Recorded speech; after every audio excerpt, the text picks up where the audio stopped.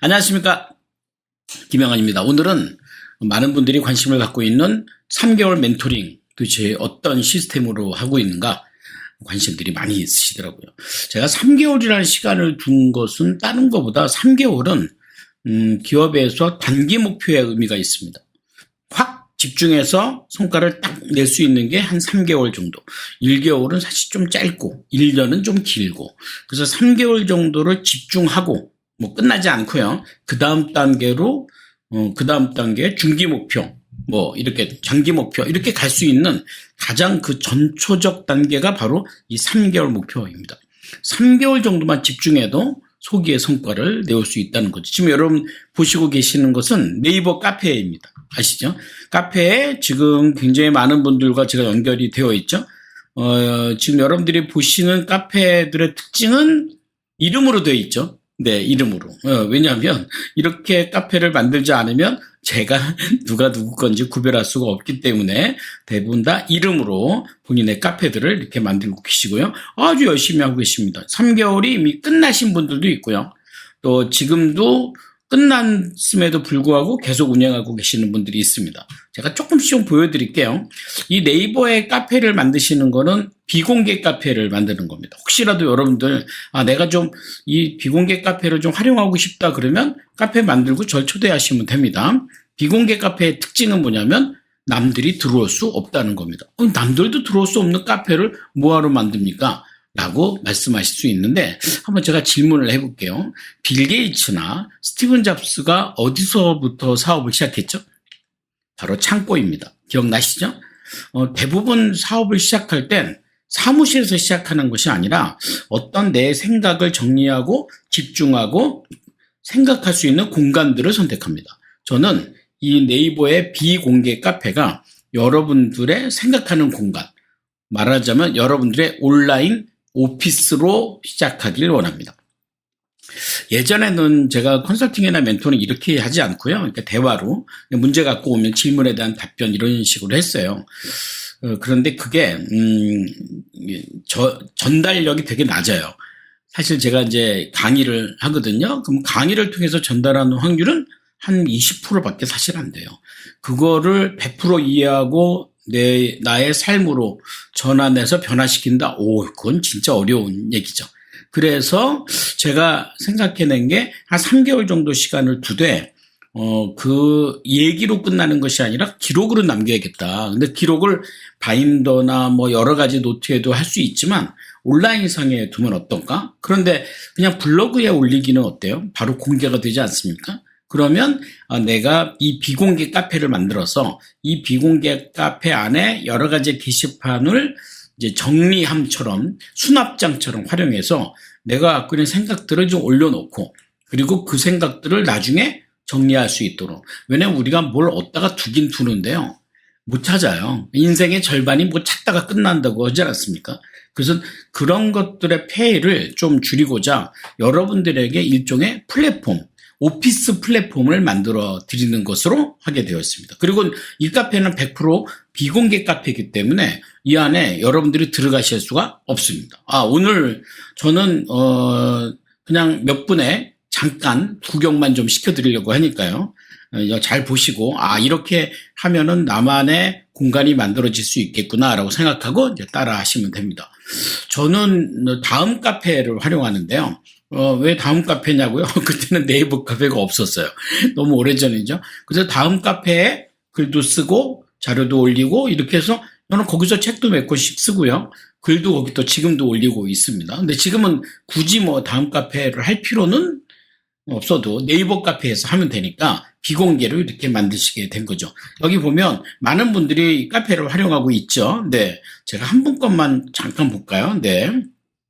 네, 이분의 카페를 가보면 여기 되어 있죠. 목표 관리를 하게 되어 있습니다. 그러니까 이분의 제가 이 게시판을 좀 몇 개 볼게요. 여기 보면 브랜드가 있고요. 보이시죠? 브랜드, 그 다음에 콘텐츠, 그 다음에 멘토링, 목표 관리, 아이디어, 이렇게 5개 게시판으로 일단 시작을 하는 겁니다. 처음부터 게시판이 너무 많으면 활용할 수 있는 가능성이 좀 떨어져요.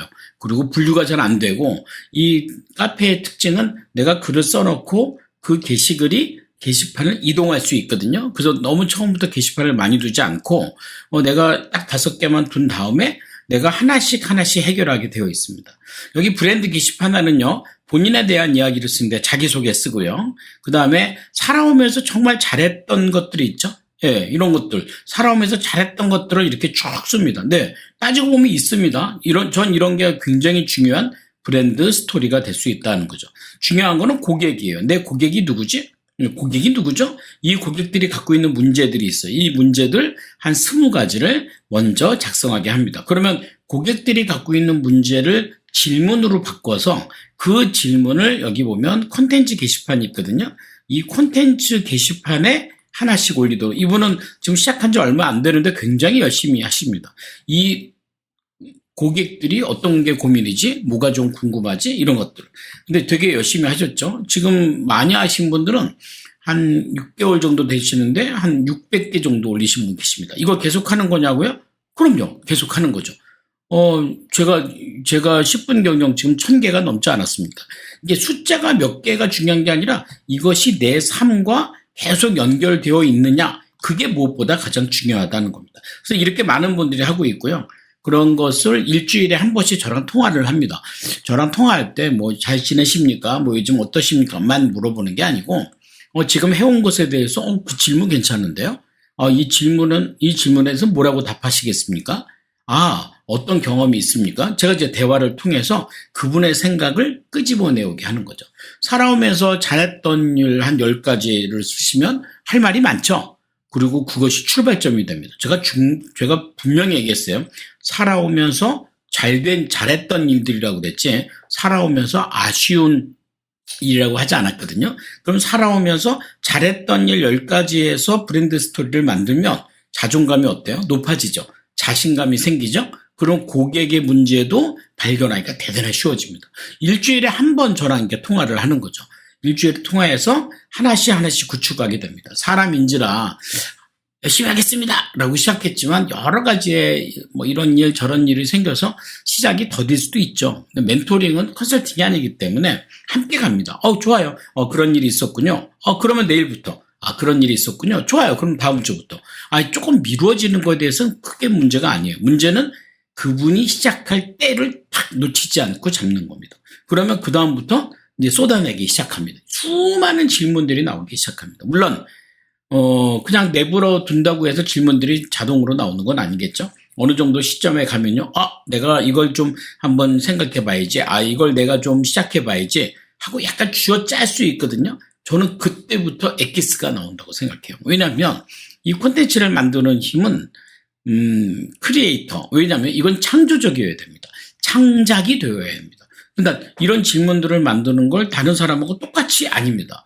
이게 지금 카페가 다 비공개잖아요. 서로 볼 수도 없습니다. 서로 보고 카피할 필요 없다는 거죠. 저는 오히려 사장님 생각해 보세요. 심사숙고하여 나오는 그 콘텐츠가 굉장히 큰 위력을 발휘합니다. 이거 질문 몇 개 써서 끝나겠습니까? 그런 생각하지 마십시오. 질문을 만드는 게 1단계입니다. 2단계는요. 거기에 대한 솔루션을 만드는 게 2단계입니다. 3단계는요. 만든 솔루션을 가고 가는 게 3단계입니다. 어떻게 활용하느냐? 글을 써서 칼럼을 써도 좋고요. 아니면 그걸 갖고 나중에 책을 써도 좋고요. 이거 아까 100개, 200개는 금방 가거든요. 그럼 100개, 200개 정도 쓴 다음에 정말 잘 쓴 거 50개를 추리면 보통 여러분 그 목차가 5개 되지 않나요? 그럼 각각이 10곡지면 책 한 권 나오는 거 아닙니까? 제가 너무 쉽게 얘기는 했나요? 어렵지 않다 그 얘기입니다. 대신 본인이 그 콘텐츠에 대한 심사숙고하여 쓰는 과정이 좀 필요하지 않을까. 그런 과정을 일주일에 한 번 저한테 멘토링을 좀 받으시면서 좀 꾸준하게 나오는 것들이 중요합니다. 한 달에 한 번 매월 첫 번째 주 토요일 날 오프라인으로 많은 분들이 모여서 칼럼을 함께 씁니다. 그것도 굉장히 중요합니다. 온라인 신문사들이 많아진 거 아시죠? 온라인 신문사들이 다 필요한 건 글입니다. 자기 주제와 연관된 칼럼을 쓰신다면 충분히 자기의 PR을 그런 식으로 하는 것도 전 한 가지 단계가 아닌가 이렇게 생각합니다. 오늘 제가 간단하게 우리 비공개 카페를 좀 보여드리면서 이런 식으로 한다라는 걸 했습니다. 내 콘텐츠를 좀 만들고 싶다라는 건 1인 기업의 기본입니다. 왜냐하면 하나는 콘텐츠, 하나는 고객. 이 두 가지가 여러분들의 사업을 성장시키게 됩니다. 물론 이 두 가지 모두 시간이 좀 걸립니다. 근데 시간이 걸려도 그렇게 오래 걸리는 건 아니고 딱 몇 개월, 3개월, 몇 개월, 3개월입니다.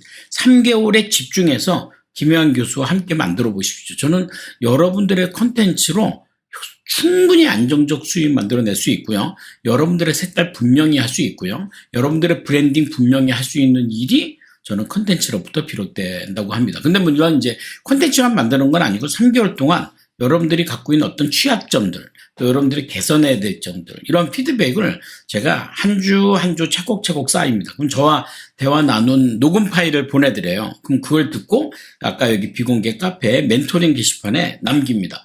오늘 교수님하고 무슨 얘기를 했다. 내가 이걸 좀 개선하길 원한다. 저 어떠세요? 한 단계 한 단계 움직이면서 여러분들의 생각이 콘텐츠와 고객으로 구축되게 되어 있다는 거죠. 고객 부분은 이제 고객과의 관계를 어떻게 개선할 거냐는 것도 무조건 그냥 교육을 받는다고 끝나는 게 아니라 케이스 바이 케이스.